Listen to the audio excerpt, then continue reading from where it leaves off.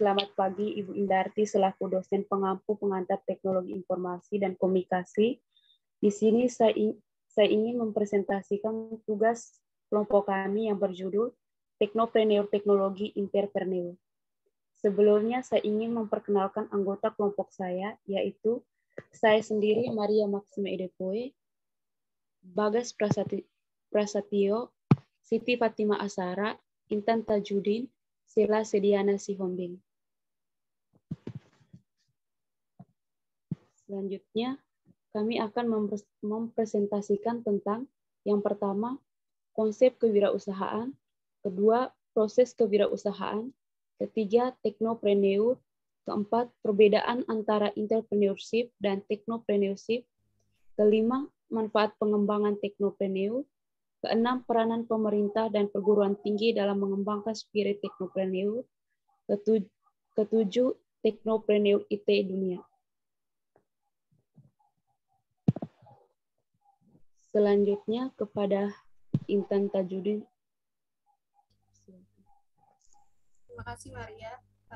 Saya akan menjelaskan tentang konsep kewirausahaan. Yang pertama, saya akan menjelaskan apa definisi wirausaha tersebut. Yaitu definisi dari kewirausahaan adalah sebagai kemampuan dalam berkreasi dari hasil pemikiran kreatif dalam rangka mewujudkan inovasi untuk memanfaatkan peluang menuju sebuah kesuksesan. Pada saat ini kita telah memasuki era kewirausahaan baru yang lebih dikenal oleh masyarakat, yaitu bisnis startup. Kewirausahaan bukan hanya berbicara mengenai kegiatan lapangan, tetapi bagaimana wirausahawan mampu memanfaatkan peluang yang ada, kemudian diaplikasikan dalam bentuk ide yang kreatif dan inovatif yang dijadikan dasar menuju kesuksesan. Menurut John N. Wenickers pada tahun 2008, wirausaha yaitu merupakan pengambilan resiko untuk menjalankan usaha sendiri dengan memanfaatkan peluang-peluang untuk menciptakan usaha baru atau dengan pendekatan inovatif sehingga usaha yang dikelola berkembang menjadi besar. Jadi, kewirausahaan adalah pengambilan resiko, menjalankan usaha sendiri, memanfaatkan peluang-peluang, menciptakan usaha baru, pendekatan yang inovatif dan mandiri. Adapun ciri-ciri kewirausahaan menurut Skarberg dan Zimmer pada tahun 2005, beliau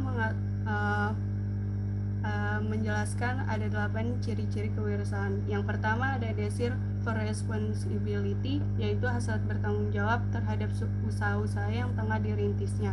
Yang kedua ada preference for moderate risks, yaitu kecenderungan untuk senantiasa mengambil resiko yang moderat. Yang ketiga yaitu ada confidence in their ability to success, yaitu dimilikinya keyakinan atas kemampuan dirinya untuk sukses yang direfleksikan melalui moto bahwa kegagalan itu tak lain adalah sukses yang tertunda. Yang keempat yaitu ada desire for immediate feedback, yaitu kehendak untuk senantiasa memperoleh umpan balik yang sesegera mungkin. Yang kelima ada high level of energy, yaitu dimilikinya semangat dan dorongan bekerja keras untuk mewujudkan impiannya yang lebih baik di masa mendatang. Yang keenam yaitu ada future orientation, yaitu dimilikinya perspektif ruang dan waktu ke masa depan. Yang ketujuh ada skill at organizing, yaitu dimilikinya keahlian dan keterampilan dalam mengorganisasikan sumber daya untuk menciptakan nilai tambah. Yang terakhir yaitu ada value achievement over money, yaitu dimilikinya suatu tolak ukur yang bersifat kuantifinansial dalam menilai suatu kinerja. Selanjutnya saya akan serahkan kepada Maria lagi. Oke, terima kasih Intan. Slide selanjutnya akan dipresentasikan oleh Sela Sediana Sihombing. Kepada Sela Sediana, saya persilakan. Baik, terima kasih Maria. Kedengaran? Yang kedua ada proses kewirausahaan menurut Serian Wijatno 2009.2.11 ada 4 fase dalam proses kewirausahaan, yaitu yang pertama ada identifikasi dan evaluasi peluang, di mana seorang pengusaha harus melihat dan memiliki ketajaman untuk mengidentifikasikan suatu peluang yang potensial. Yang kedua, ada pengembangan rencana bisnis, di mana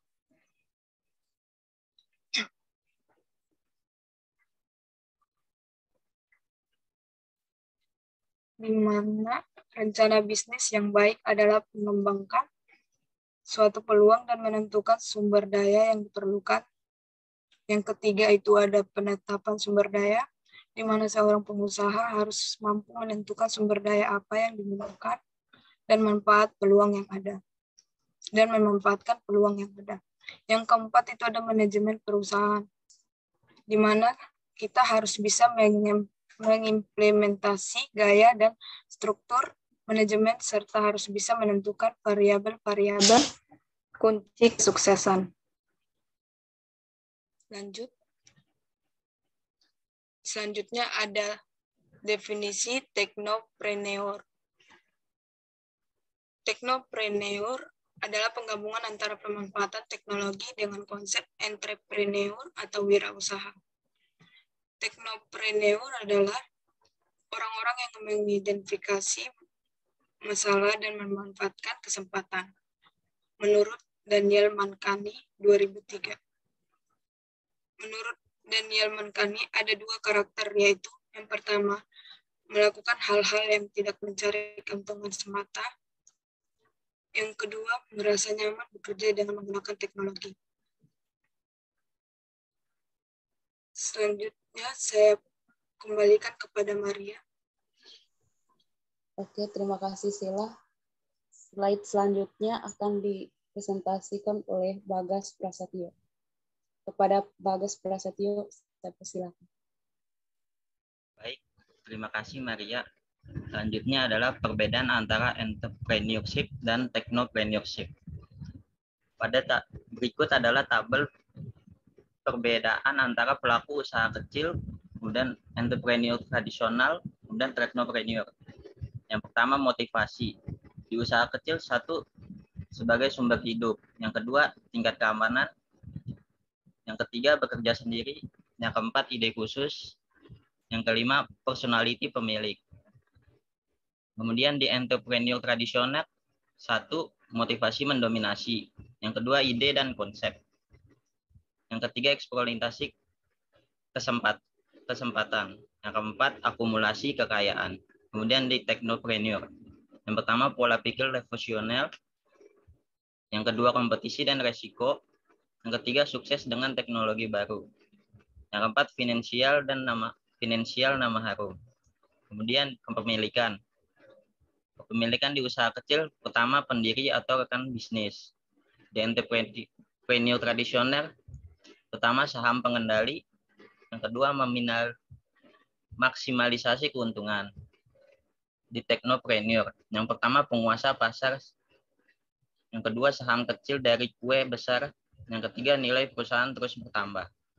Kemudian ada gaya manajerial di usaha kecil. Satu, trial dan error. Kedua, lebih personal. Ketiga, orientasi lokal. Keempat, menghindari risiko. Kelima, arus kas stabil. Di entrepreneur tradisional, yang pertama mengikuti pengalaman. Yang kedua, profesionalisme. Yang ketiga, risiko pada manajemen. Di technopreneur, yang pertama pengalaman terbatas. Yang kedua, fleksibel. Yang ketiga, target strategi global. Yang keempat, inovasi penduduk berkelanjutan. Kemudian kepemimpinan. Di usaha kecil, satu, jalan hidup. Yang kedua, hubungan baik. Dan di entrepreneur tradisional, satu, otoritas tinggi. Yang kedua, kekuatan lobby. Kemudian di technopreneur, perjuangan kolektif.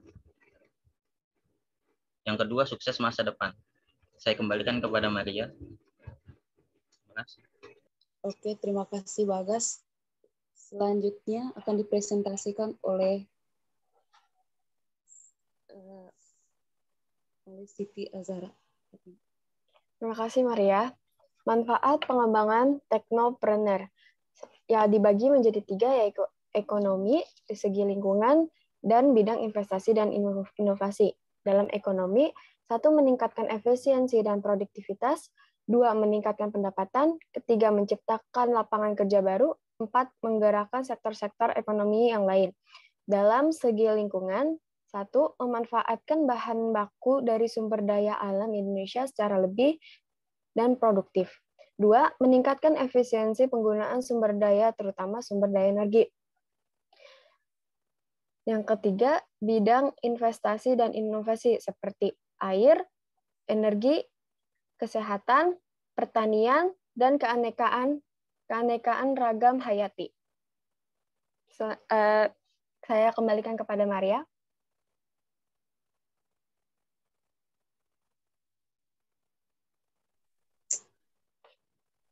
Oke, terima kasih, Zahra. Yang terakhir, saya sendiri akan membahaskan tentang pemerintah dan perguruan tinggi dalam mengembangkan spirit teknopreneur. Peranan yang dilakukan pemerintah dalam pengembangan entrepreneurship dan teknopreneurship adalah yang pertama, meningkatkan insentif pasar untuk entrepreneurship. Kedua, meningkatkan ketersediaan kredit dan modal. Ketiga, mengembangkan program yang mendukung entrepreneurship. Yang keempat, memprakarsai program pelatihan entrepreneurship. Yang kelima, informasi regulasi pasar untuk memfasilitasi penetrasi pasar. Yang keenam, peningkat kesempatan entrepreneurship bagi para wanita dan kaula muda. Selanjutnya,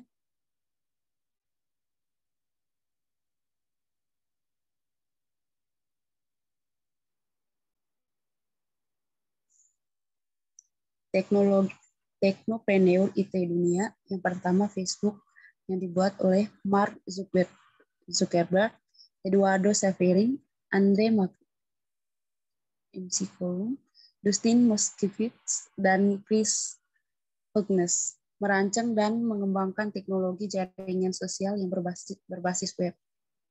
Yang kedua, YouTube yang dibuat oleh Kate Hurley, Steve Ken, dan David Kerim, merancang dan mengembangkan YouTube sebagai media berbagi video di antara masyarakat. Yang ketiga, Microsoft yang dibuat oleh Jerry Yang dan David Page. Yang keempat, Google yang dibuat oleh Larry Page dan Sergey Brin.